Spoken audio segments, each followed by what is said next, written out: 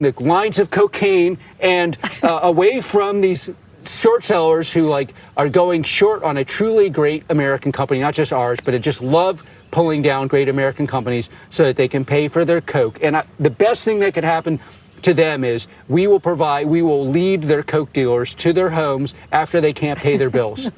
And that's like one of my... Surely all short sellers... Yeah, well, go ahead, habits. do your thing, we'll do our thing. So, as it relates to the battlefield, you're talking about America's edge. You've an update on Palantir now, right? So Palantir revenue $886 million, beat the expectations of $786 million. That is a $100 million beat. That is significant. Earnings per share, 47 cents per share, beat the expectations of 11 cents per share. Palantir projects a 47% CAGR through 2030. Now, this is a significant beat, not a small beat, a significant beat. If you think, hey, these numbers are huge, what does it mean when Palantir itself, now you can tell here I was looking at PayPal, they just had earnings this morning, it's currently down 8% despite having a top and bottom line beat. We'll get to that later. If you think Palantir had a great beat, what does that mean with the price action we're currently seeing here in the pre-market? Palantir is currently up at all-time highs, up 23.5%.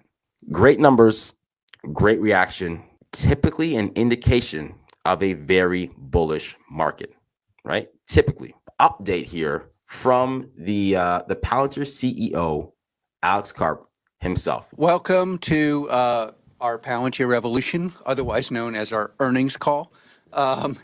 There really is a lot of debate about with these numbers if you even should have an earnings call.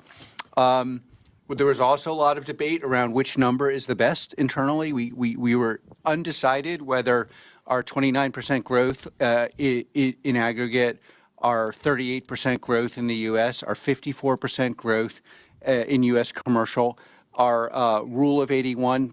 They may have to redo the rule because, when you're doing twice the rule, of course, maybe the rule isn't fair to other companies. We may have to have a different rule, the rule of 70 or something. So that was him speaking after the call was done, really trying to break down how much his company has outperformed and will continue to outperform despite the fact that haters are going to hate. Now, I need to remove this screen here. Interesting that the screen is not being removed. Hey, give me my charts back. Thank you. Thank you very much. There we go.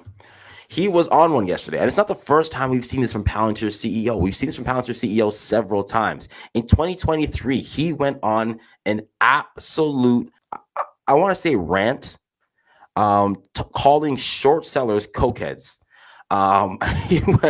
He went on a different kind of rant, and it's a point where people started to question his sanity a little bit. They're kind of like, hold on a second, what is going on here? Like, why is he going so hard for all of this? Like, give me the quick breakdown of exactly what is I guess getting him so riled up. But I'm guessing he's just excited to the point where he wanted retail to be making money and he wanted short sellers to be broke.